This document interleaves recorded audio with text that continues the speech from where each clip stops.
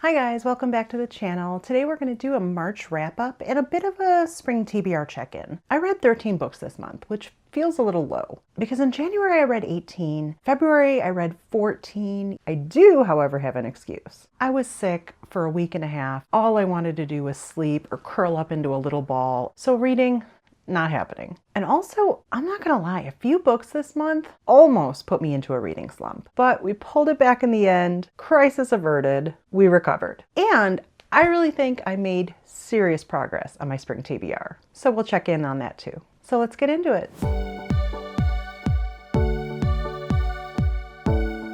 So for my Spring TBR, I set a goal of, I think it was 25 books. So far, I've read 10 of my 25, and we'll tick them off as we go along. And actually, by the time you're seeing this video, I will have finished 2 more. Technically, I finished them on April 1st, so they're gonna have to go on next month's wrap up. Spring is well underway, and I've made a pretty good dent in the list. So I will absolutely take that win. So let's get to the reading wrap up.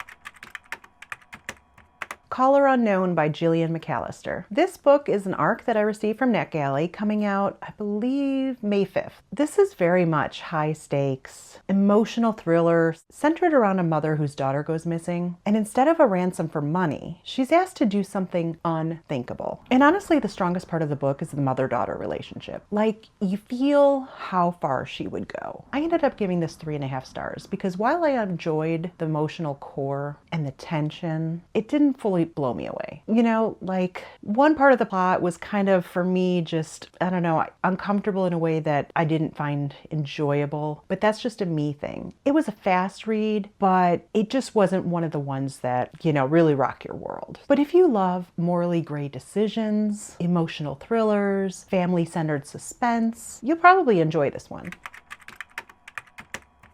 Next up is Wolfworm. Okay, Wolfworm is by Kingfisher, and while this one was an ARC for me, it did finally just come out on March 24th. I ended up giving this a 4.75 star. This was a deliciously creepy Gothic horror, and I loved it. We've got an 1899 setting, creepy woods, weird science, and absolutely horrifying bugs. Lots of bugs. Lots and lots, but in the best way, if there can be one. But what really made this stand out was the tone of the book, the writing, the story, the atmosphere. I've never read Kingfisher and haven't experienced the atmosphere setting. You just get pulled right in to the location, the house, the woods. There are moments that are described so well you would swear something is crawling on you. I'm not even kidding. It has a slightly quirky, almost humorous narration that somehow works perfectly with the horror, almost balances it out so it's not horror overload. And the characters I loved immediately. This is one of those books where atmosphere plus characters plus creepiness equals perfection. Highly, highly recommend. I did listen to this on audio, and I would imagine it reads just as well. The audio was really, really good, but I don't think that it added anything that I wouldn't have gotten from reading the book itself.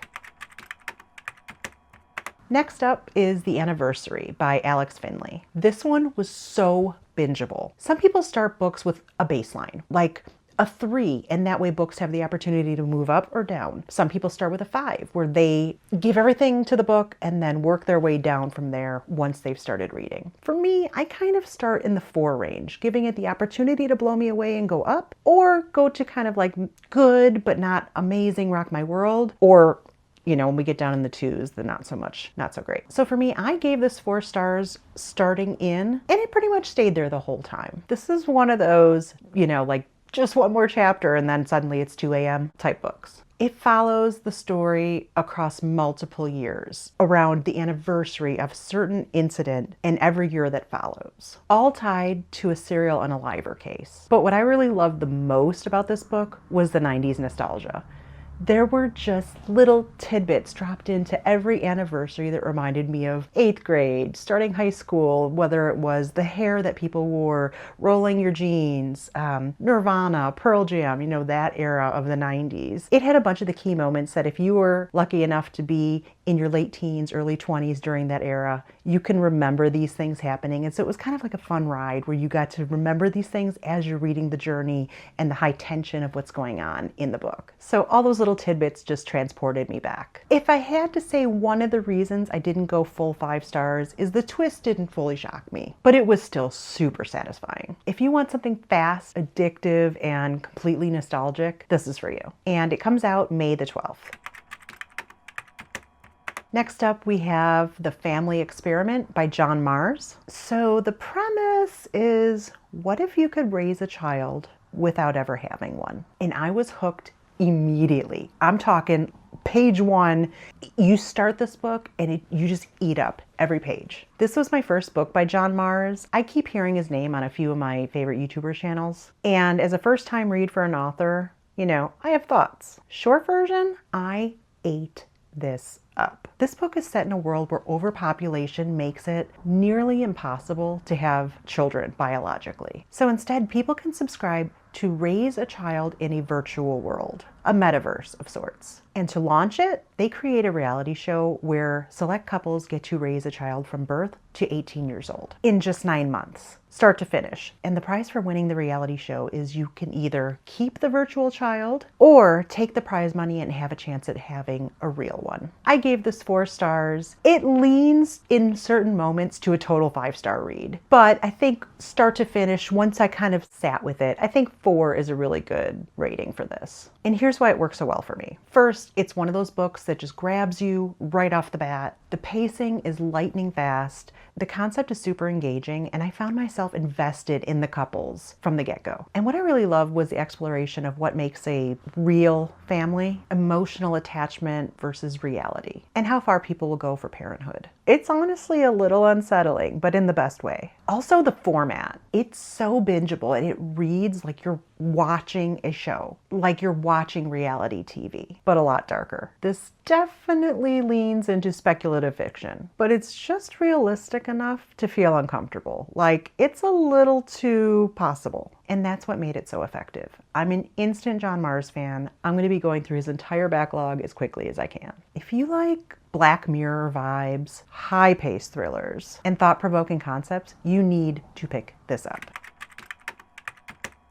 Next, we have The Summer Children by Hutchison. This is going to be book 3 in the collector series that started with The Butterfly Garden that I reviewed, I think it was January? I think so. This might be the most emotional book of the series so far. This one just felt a little different. We follow FBI agent Mercedes Ramirez when children start showing up on her doorstep covered in blood, telling stories about an angel who saved them. I gave this 4 stars, and what really stood out to me was the shift in focus. This book, instead of being very procedural, focused much more on the emotional journey, but also the wear and tear on the lives of these FBI agents. We really dive into Mercedes as not just an agent, but as a survivor herself. And I love that. Her emotional journey, her trauma, it added so much to the story. And Team Hanoverian, I think of all the books so far, it's the strongest their relationship has felt. Those moments of connection really elevated the book for me. That said, I did miss a little bit of the procedural element because ultimately, if you're going to read an FBI thriller, you want that cat and mouse, that hunt for the serial unaliver, but by no means does that take away from the overall impact of the book. This one just leans a little more emotional than procedural. Overall, it was a really nice change of pace, and I'm excited to get to book 4, which is The Vanishing Season. Next, we're going to have my mid-tier, kind of middle of the road. I don't know about mixed feelings, but just not like amazing. The first one might surprise you. It's Mexican Gothic by Silvia Moreno-Garcia. This book is creepy, don't get me wrong, but not in the way you expect. Noemi travels to a remote mansion after she receives like a really disturbing letter from her cousin, and things get weird. This book is all about atmosphere, and the house, which is called High Place, it almost feels alive the way it jumps off the page. You feel like the house is its own character, but it also feels alive in the worst way. And that's not exactly a good thing for Noemi. It's oppressive, unsettling, and just wrong. As a read, I gave it 3.5 stars. It didn't blow me away. As far as a Gothic horror novel, closer to blowing me away, I guess at a 4.75, is something more like Wolfworm, where you just feel the creepiness. And Mexican Gothic has hints of that. If you love Gothic horror,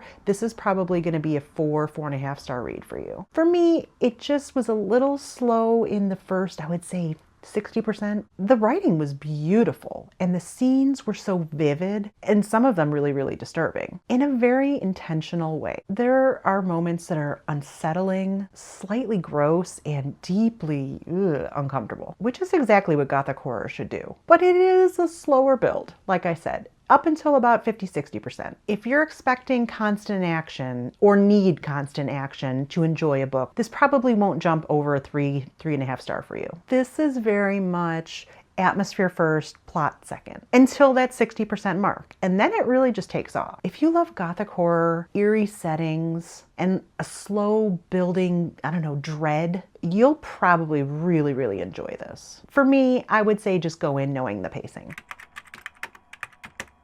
Next, and releasing April 14th, we have a pack for spring. Omegaverse, small town vibes. I gave this 3.25 stars. It's very much cozy, character driven, found family, and the cat almost stole the show. But for me, the pacing, and if you remember when I talked about my Spring TBR, I was really excited to get back to the Omegaverse, and it did scratch that itch. I think maybe for my Omegaverse, I prefer something a little bit more on the dark romance side. The pacing and the storytelling felt just slightly uneven for me. Still, if you like a cozy romance with strong character vibes, you'll probably really enjoy this. All the characters were lovable, very lovable. They all had their own very specific characteristics that easily help you differentiate. Omegaverse, anytime you tend to have more than the two, MMC and the FMC, it can get a little skewed. No, this author definitely, it's very easy to tell who you're reading, even if she didn't say whose name it was or what chapter it was. You would have an easy time following or picking up on the traits of what each character is like, how they read, how they act, how they interact. Again, I would say just for me, the pacing wasn't quite what I really prefer, but if you really like cozy, and two of the main characters weren't cinnamon rolls by any means, but I think the cozy kind of overpowers their non-cinnamon roll characteristics, if that makes sense. And for me, again,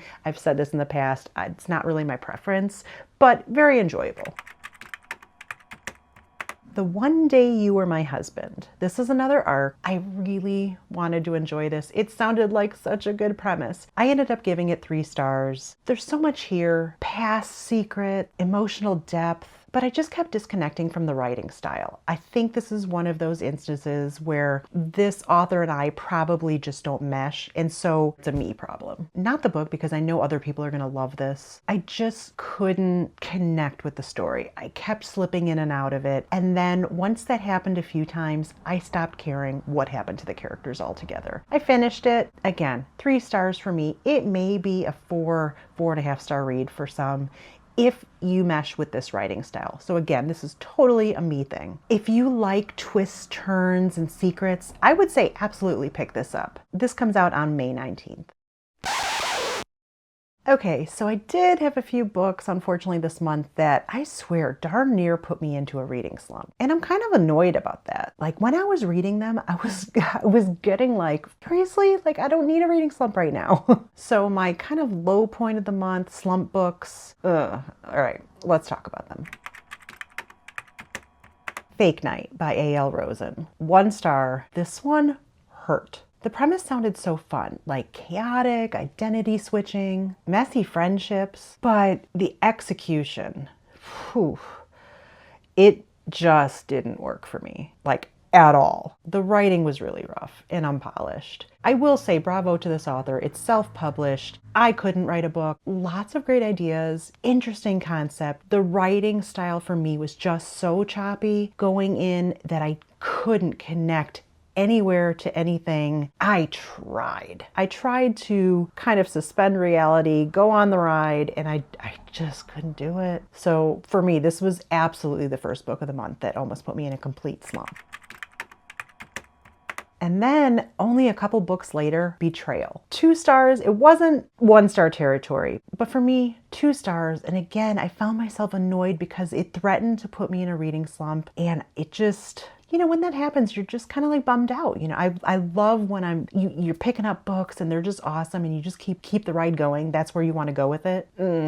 This didn't do that. The only reason I finished was because somebody had recommended it in the comment section, and I felt that that was right to just go ahead and complete the whole book. And honestly, I thought, surely there must be a twist coming, something that's going to blow my mind where I'm like, oh, of course, that's the reason I should have read this book. It doesn't. It never lands. That plane just never lands, period. The writing style was hard to get through in that there were entire chapters where it's dialogue, quote, dialogue, end quote. Quote, dialogue, end quote, without even descriptors like, he said, da-da-da-da-da, and she replied, da-da-da-da. Like, those aren't even in there. It's just straight dialogue, dialogue, dialogue, dialogue, dialogue. It almost read like a script, like a movie script or a play. And then other chapters had complete descriptors. And, you know, it kind of flowed a little bit more, but then I'm thinking, where's the twist? Where's, you know, if I want to know the misery of these people's lives and their horrible marriage, I can watch a Lifetime movie. I will say, in theory, the concept could have been good. A betrayal, a spouse betrays the other, and it had the beginnings of a story where, again, if there had been like some kind of twist, anything, I might have understood. When the writing had more to it, it wasn't that it was bad, but it just had no point to me.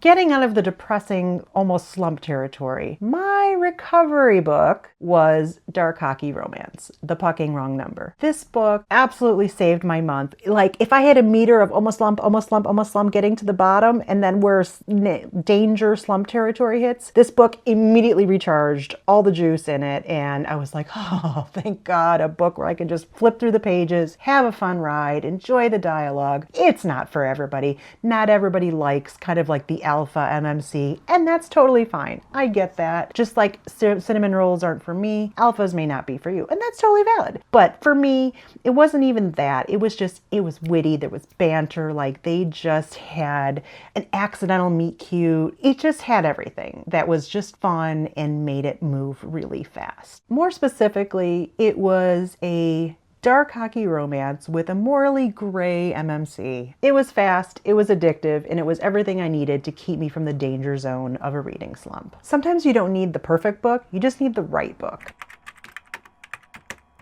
Following that, another hit, Dolly All the Time by Annabel Monaghan. 4.5 stars, I'm going to say it right off the bat. I had so much fun. New author for me, and I am obsessed. We finally get a female main character who's almost 40, a teenage son, a mature romance, and it just felt so real. It was a cozy kind of New England vibe. The neighbors, the family, the friends, they all just clicked for me. You wanted to get to know everybody. And what I really loved about it was it wasn't an immediate happy ever after. They had to work for it, and it was much more realistic for it. The characters actually had to grow. So I think this author is going to be an auto buy for me. I would say snatch this up when it comes out on May 26th. And then we have the queen bee herself, Nora Roberts. This was an ARC I received, an audio ARC of The Final Target. Honestly, this feels like coming home. Every time I read a Nora book, it's just warm, fuzzy, like wrapping a blanket around myself. 4.5 stars. When it comes to Nora book, I would say compared to other authors, hers are automatically like a 5 to their 3. But if I'm rating a Nora book, for me, of her books, this would be 4.5 star territory. Because her writing is so impeccable, I reserve 5 for the ones that live with me forever, like the Three Sisters Island trilogy, the Key trilogy, things like that. This book was exactly why I love romantic suspense. Tension, anger, emotional depth, plus strong found family, dogs. Obviously, I will always pick up a Nora book. Always. And I highly, highly recommend that you pick this one up. It has all the hallmark Nora Roberts vibes, all the feels, found family, great friend group, atmospheric setting, great MMC. She's an author. It's just, it hits all the notes.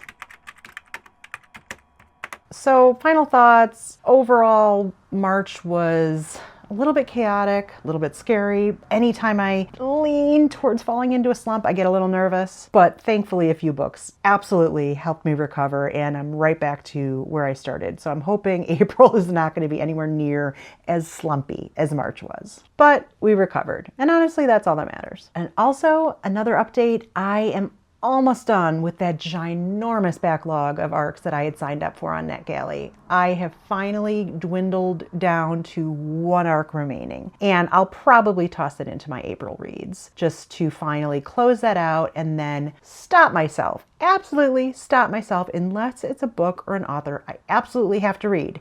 I am not going to click request until the rest of my TBR kind of goes away. But I think as far as TBRs go, 10 out of 25, and like I said, I ended up finishing 2 more on April 1st. That's not so bad. Given that I'm a mood reader, I'm kind of surprised at myself that I was able to adhere to the list. Probably part of that was I was really determined to get through those ARCs. And I finally got my NetGalley rating back up to 95%. So that was stressing me out. So let me know in the comments, what was your best book in March? And have you read any of these books? Don't forget to like and subscribe. If you have a chance, leave me a comment. Let me know about your March reads and any comments on other things you'd like to see on the channel. And I'll see you in the next video.